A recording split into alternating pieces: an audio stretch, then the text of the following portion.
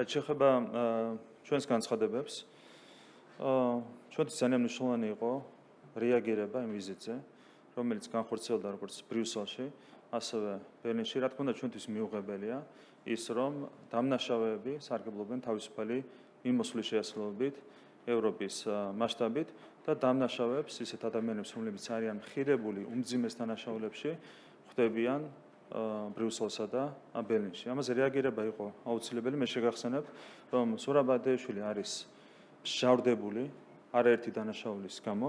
გარდა ამისა, მას აქვს დამატებით 2 ბრალი წაყენებული. ეს არის უმძიმესი დანაშაულები, რომლებიც უკავშირდება მაგალითად ბიზნესის რეკეტს, ტელევიზიების მიტაცებას, უკავშირდება ადამიანების წამებას, სასტიკ ძალადობას ადამიანებზე.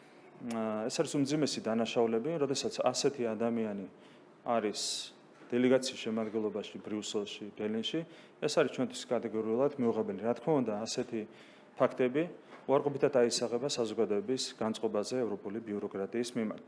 ქართულ საზოგადოებას უნდა ჰქონდეს იმის რწმენა, რომ ევროპული ბიუროკრატია არის ისეთი პრინციპებისა და იდეალების ერთგული, როგორც არის სამართლებრივი სახელმწიფო, სამართლის უზენაესობა და ასე შემდეგ. ეს არის მნიშვნელოვანი.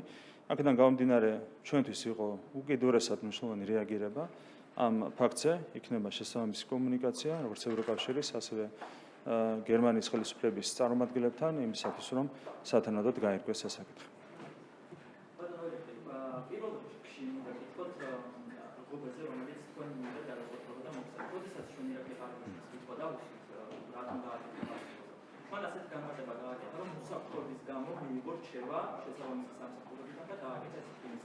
მაინტერესებს რომ თქვენ როგორ ყურებთ ამ პროცესს, დღეს ეს საფრთხე აღარ არსებობს თქვენთვის როგორც პრემიერისთვის და მეორე კითხვა ნიშნავს ასევე საავიაციო სააგენტოში შესული წერილი შესახებ, რომელიც რუსეთიდან არის გამოცხადებული Red Wings ითქოს ფრენების ამაღებას 4 სახურ რეისია საუბარი.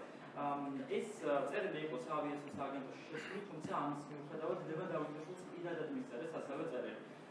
მაინტერესებს რომ რა საჭირო იყო, როდესაც საავიაციო სააგენტო ამას წყვეტს. რა საჭირო იყო დამატებით ეკონომიკის მინისტრთან წერილის გაქცევა და ამ საკითხით დაინტერესდებით და როგორი რეაგირება გექნება.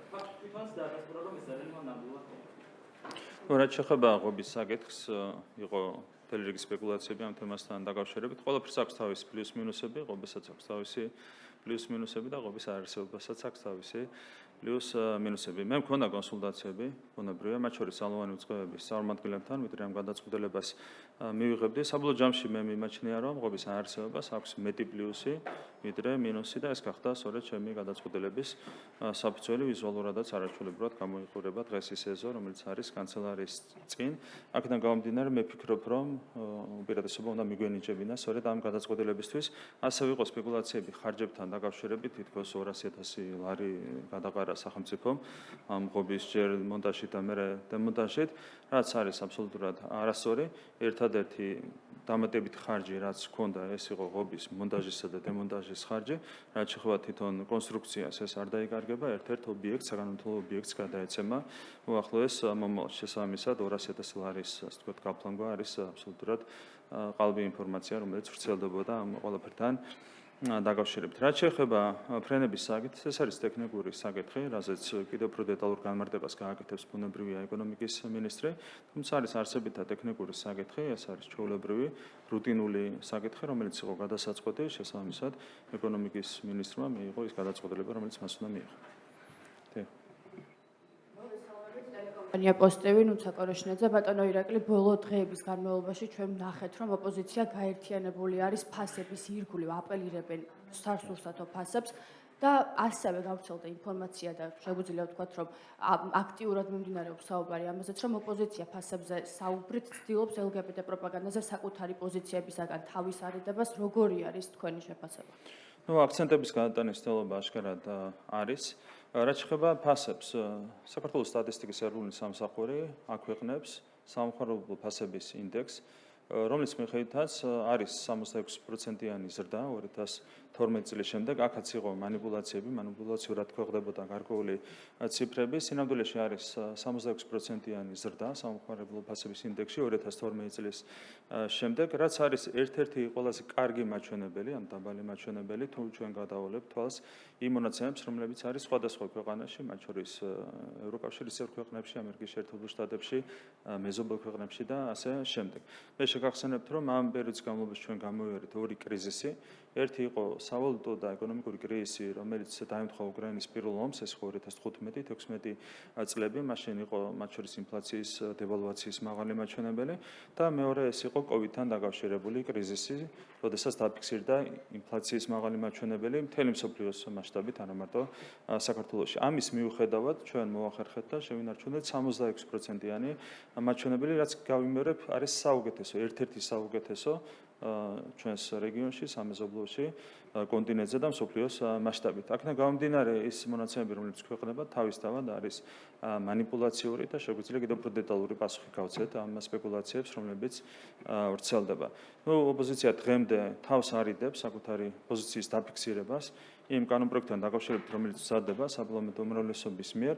ეს არის მათი პოლიტიკური გადაწყვეტილება, საზოგადოება დააკვირდება ამ პროცესებს და ამის მიხედვით ჩამოიყალიბებს საკუთარ პოზიციას, როგორც მართველი პარტიის მიმართ, ასევე ოპოზიციური პარტიების მიმართ. BMG თელარა გელანდია, ბატონო ირაკლი, თქვენთან კითხვა მექნება ეროვნული ბანკის საბჭოს წევრების დაკომპლექტებასთან დაკავშირებით, ხართ ალბათ საქმის კურსში, პრეზიდენტს გამოცხადებული ქონდა მსივების მიღება, დასრულდა, ჩვენთვის უცნობია რამდენი განცხადება შევიდა და ვინ არის ების საბჭოს მსურველები.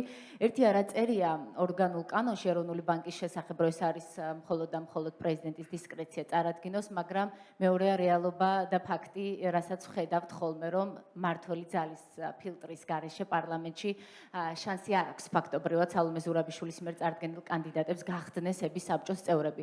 თუ გქონიათ ამ თემასთან დაკავშირებით პრეზიდენტთან კომუნიკაცია, თუ არ გქონიათ, რატომ არ გქონიათ აქამდე, ამასაც კითხავთ, იმიტომ რომ ვიცით ეს არის ერთ-ერთი მიზეზი, რატომაც ქვეყანაში ების IMF-ის პროგრამა არის შეჩერებული, რადგან ბევრი კითხვის ნიშანი გაჩნდა ბოლო პერიოდში მის დამოუკიდებლობასთან დაკავშირებით.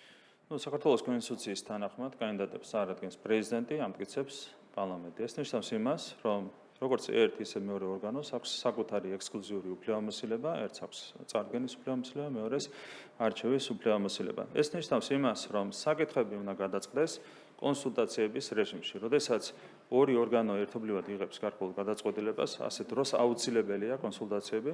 თავარი მიზეზი, რატომაც წინა შემთხვევებში ჩავარდა კანდიდატურები, იყო სწორედ ის, რომ პრეზიდენტმა თავი არიდა კონსულტაციებს საქართველოს პარლამენტთან.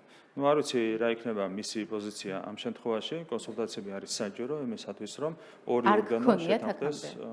თავს არიდებს პრეზიდენტი კონსულტაციებს კანდიდატურებთან დაკავშირებით.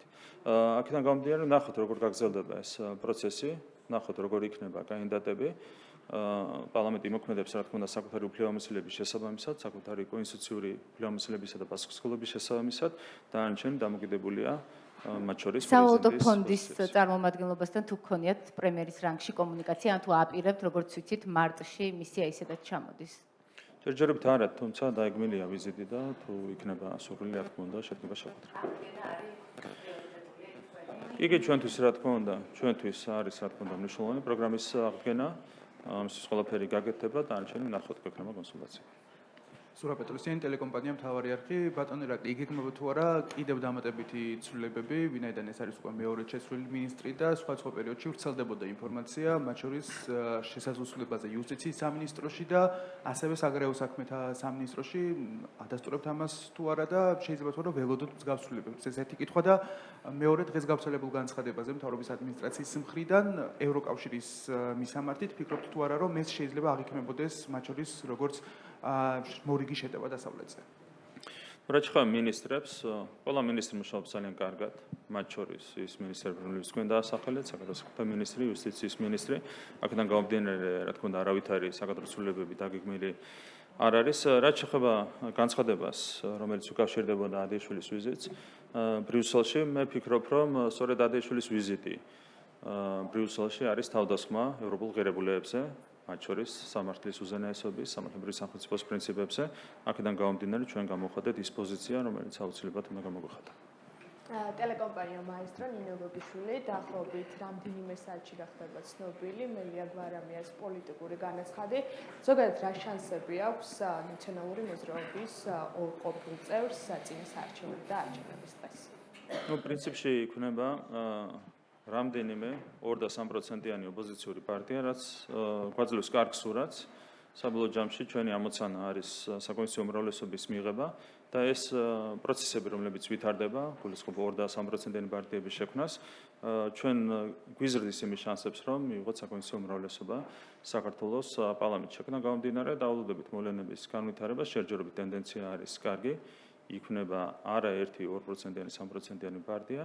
კიდევ გამიერებ, რომ ასეთ შემთხვევაში დაიგარგება მეტი ხმა ოპოზიციურ ფლანგზე, რაც ჩვენ მოგცემს საკონსტიტუციო უმრავლესობის მიღების საშუალებას.